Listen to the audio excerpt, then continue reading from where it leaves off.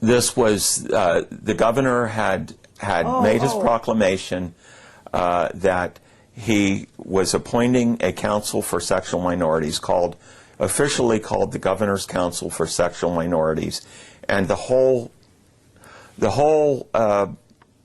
constitution, if you will, of the Sexual Minorities Council was already written and studied, and the community members were selected and the State Department members were selected, and we started meeting. Meanwhile, the people who had gathered around the edges of the conference room who wanted to participate, and they didn't give up and hang up their bags and go back home because there was a limited amount of seats on the council. Even before the council members were named, we started a rural group because Philadelphia had their organizations, Pittsburgh had their organizations, and there were lots of us in between who we now knew each other. The connections had been made, the ball was rolling, and we got together and decided to have meetings, and we formed the Pennsylvania Rural Gay Caucus. And I think that was started, as far as I know, sometime in the late summer or early autumn of 1975 is when we first met. And probably officially the first meetings were held after Governor's Gay Rights Task Force meetings.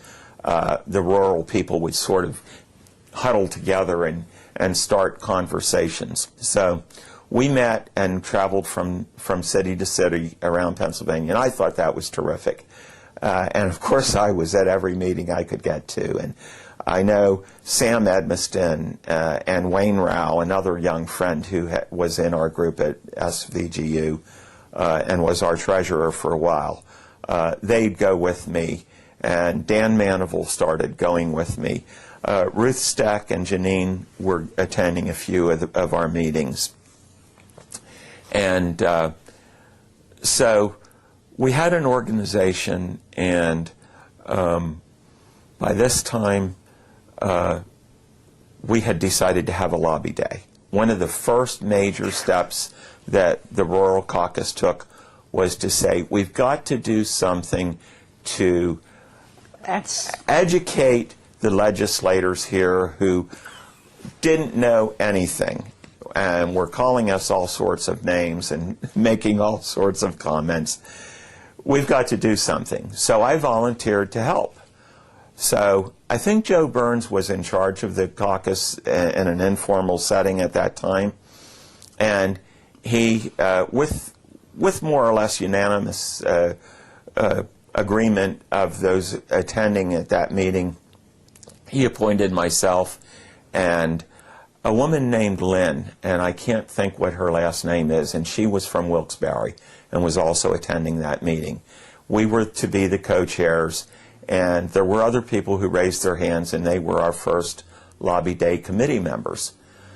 Well, I remember we started holding meetings weekly from probably October, when that first was decided, until March, I believe it was March 18th or 23rd, one of those two dates, and it's in our notes somewhere, is when Lobby Day was held. And we held meetings weekly, almost weekly, if not every week, and got together and started devising ways to let everybody know and invite Pittsburgh, invite Philadelphia, plan buses, plan the time, plan what we were going to use, how we were going to identify ourselves, where we were going to meet, what subjects we wanted people to discuss, how we wanted them to approach in pairs, planning tags, which we did a pink triangle. We loved the pink triangle. A lot of us really took that to heart. We had all read about the situation in Germany before World War II, and just kind of felt a kinship with that symbol. So we chose that. Unfortunately, we didn't study hard enough. We had the pink triangle the wrong way.